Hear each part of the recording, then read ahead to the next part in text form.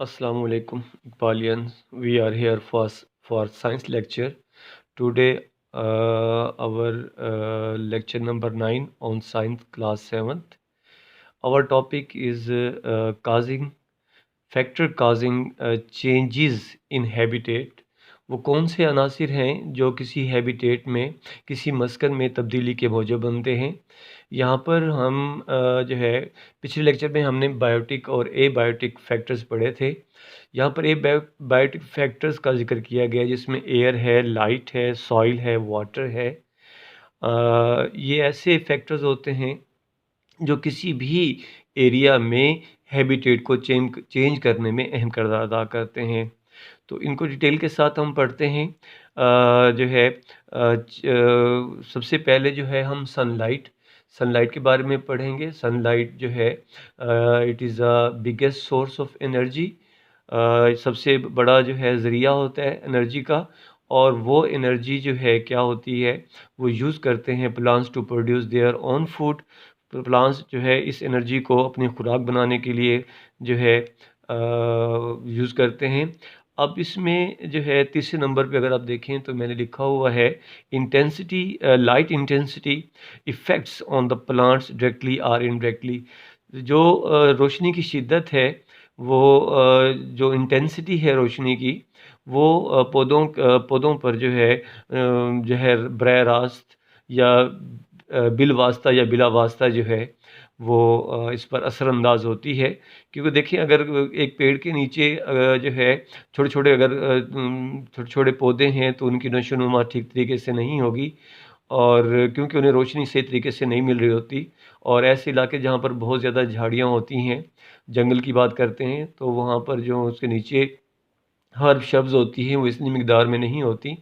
लेकिन जो है जो बड़े ट्रीज़ होते हैं जिन्हें रोशनी मुकम्मल तौर पर मिल रही होती है, तो वो ईज़िली जो है ग्रोथ करते हैं, और जो है उनमें और वो जो है उन हर्ब शर्ब्स या छोटे प्लांट्स में जो है फ़र्क होता है। अब किसी भी इलाके में जो इंटेंसिटी ऑफ लाइट है decrease in is number of plants. जब प्लांट्स की तादाद कम हो जाएगी, वहाँ पर सही तरीके से नशोनुमा नहीं पा सकते, तो वहाँ पर साफ ज़ाहिर है जो है क्योंकि ये प्रोड्यूस करते हैं food for himself and for all the live organism, ज़िंदा चीज़ों के लिए ये खुराक मुहैया करते हैं। तो वहाँ पर जो है फिर एनिमल्स की जो है तादाद भी कम हो जाएगी। तो हम कह सकते हैं कि light is a factor which causes to change the habitat of an animal, या किसी भी लिविंग ऑर्गेनिज्म का जो है हैबिटेट चेंज करने में लाइट जो है एक अहम किरदार करती है। उसके बाद टेम्परेचर है। Temperature can also bring change in the population in a habitat. अब देखें जो शदीद किस्म के, हॉट किस्म के जो इलाके होते हैं, डेजर्ट्स की बात कर लें, तो वहाँ पर टेम्परेचर ज़्यादा होता है, वहाँ पर आबादी कम होगी, वहाँ पर जानदार कम मिकदार में मिलेंगे, और वहाँ पर जो है एनिमल्स की बात करें वो भी कम मिकदार में मिलेंगे, क्योंकि वहाँ पर टेम्परेचर बहुत ज़्यादा है, वो जो है उनकी बर्दाश्त से बाहर होता है। तो या तो वो जो है वहाँ पर जो है हैबिटेट नहीं बना सकते, या फिर उस हैबिटेट बनाते भी हैं तो फिर वो जो है दिन के वक्त जो है क्योंकि बहुत ज़्यादा गर्मी होती है, तो वो जानदार जो है वो बाहर नहीं निकलते, बिलों में रहते हैं, या ऐसे जानदार वहाँ पर रेगिस्तान में पाए जाते हैं जो बिलों में रहते हैं, या ऐसे पौधे वहाँ पर पाए जाते हैं जिनकी जड़ें लंबी होती हैं या गूदेदार होती हैं। तो बहरहाल मैं कहने का मकसद ये है कि जो टेम्परेचर है वो भी किसी जो है इलाके में जो हैबिटेट है उसको असरअंदाज करता है। तो शदीद किस्म का अगर टेम्परेचर है, ज़्यादा टेम्परेचर है, तो वहाँ से जो है जो एनिमल्स हैं वहाँ पर नहीं रहेंगे और किसी और जगह कूच कर जाएंगे, हैबिटेट चेंज हो जाएगा उनका। इसी तरह जो है जैसे hot water has less amount of energy, तो अगर एक्वेटिक एनिमल्स की बात की जाए तो जो है जो ख़त इस्तवा के करीब पानी के ज़ख़ाइर हैं या समंदर हैं, तो वहाँ पर साफ ज़ाहिर लाइट भी वहाँ पर जो है टेम्परेचर भी ज़्यादा होता है, हॉट वाटर होगा तो उसमें लेस ऑक्सीजन होगी, तो वहाँ पर जो है आबी पौधों की मिकदार, आबी जानवरों की मिकदार भी कम होगी। और जैसे कहा जाता है कि जितनी ज़्यादा ठंडा पानी होगा उतनी ज़्यादा जो है, अगर एक्वेटिक एनिमल जो है वो बहुत ज़्यादा मिकदार में वहाँ पाए जाएंगे। तो temperature is also effects the habitat, मकसद ये भी किसी इलाके के हैबिटेट्स को चेंज करने में अहम किरदार अदा करता है। टेम्परेचर के बाद वाटर है। वाटर पक्की बात है, वाटर जहाँ जहाँ कहीं भी वाटर होगा अगर दुनिया की तहज़ीबें उठा के देखी जाएँ, जो वादी सिंध की तहज़ीब है या वादी जो है दजला फ़रात की तहज़ीब है या और तहज़ीबें हैं, तो ये सारी दरियाए नील जो है, तो इन इलाकों जहाँ पर पानी ज़्यादा मिक़दार में होता है उन इलाकों में आबादी ज़्यादा होती है, और ऐसे इलाके जहाँ पर जो है पानी कम मिक़दार में होता है तो वहाँ पर जो है आबादी कम होती है। कहने का मकसद ये है कि water is essential for life, where there is more water, more organisms are found there. Availability of the water in our habitat can greatly influences its organism. जितनी ज़्यादा जो है अवेलेबिलिटी है, जो है वहाँ पर पानी जितनी ज़्यादा मिक़दार में मिलता है वहाँ पर आबादी ज़्यादा होगी, वहाँ पर पॉपुलेशन ज़्यादा होगी। जैसे जैसे पानी की मिक़दार कम होती चली जाएगी तो उसकी मिक़दार भी क्या होगी, कम होती चली जाएगी, जानदारों की मिक़दार भी कम होती चलेगी। अगला पॉइंट जो है हमारा माइग्रेशन है। देखिए माइग्रेशन एक in and out of a population from an area, वो किसी किसी चीज़ से किसी किसी वजह से भी वो जो है बेटर फैसिलिटीज़ की खातिर जो है एक जगह से दूसरी जगह आबादी चली जाती है। तो migration is also effects the habitat of a population.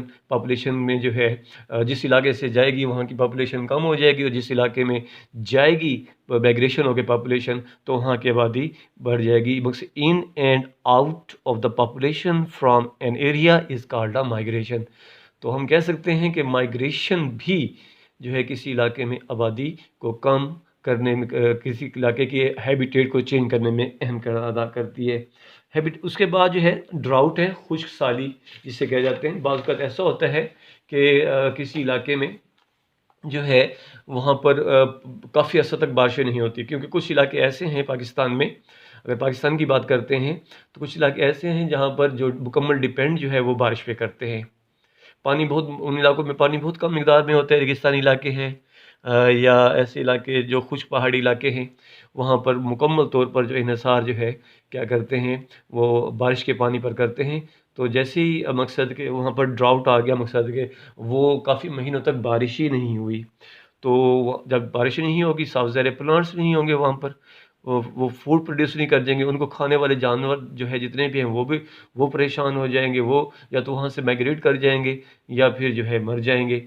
तो इसी तरह इंसान भी कोशिश करेगा जो ऐसे इलाके जहाँ पर पानी की मिक़दार बहुत कम है तो वहाँ से वो माइग्रेट कर जाएंगे।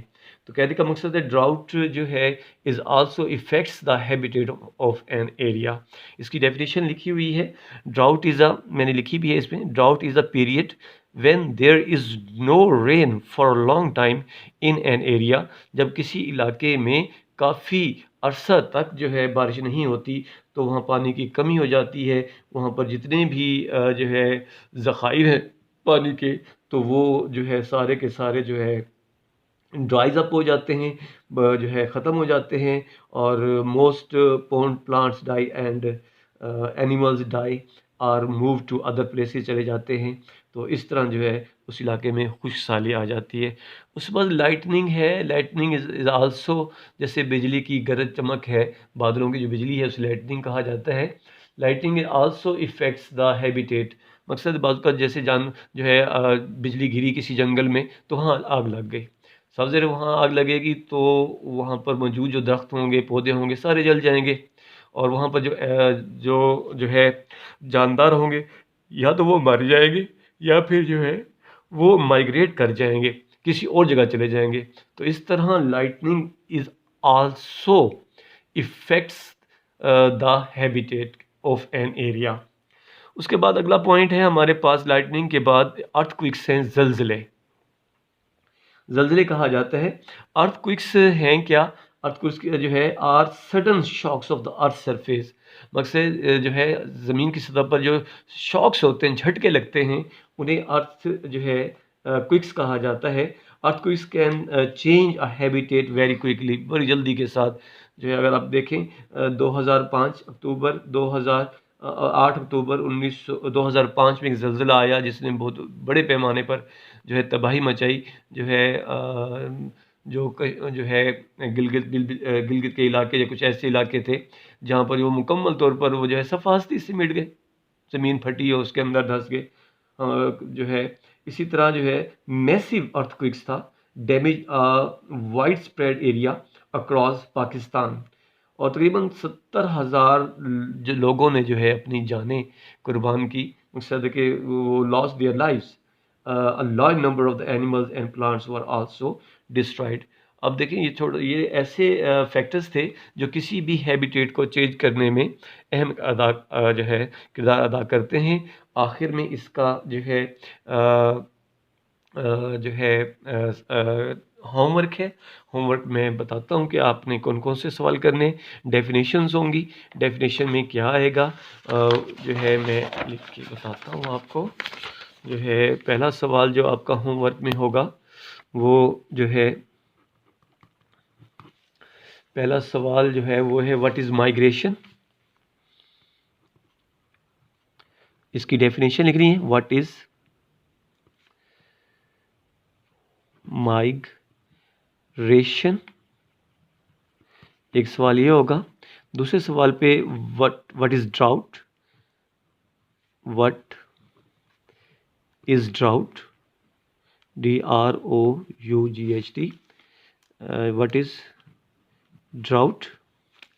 नंबर 3 है right the effects of earthquakes, right the effects of earthquakes, QUAKES। ये सवाल हो गया। उसके बाद नंबर 4 पे जो है आप जो लिखेंगे वो होगा व्हाट इज़ माइग्रेशन हो गया। उसके बाद जो है what is right effects of temperature, right effects, right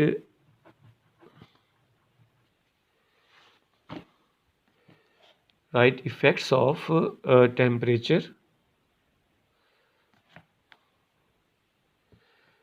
जो है right effects of temperature.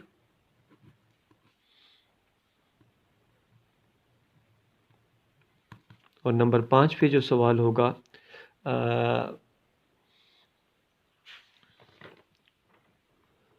What is lightning, what is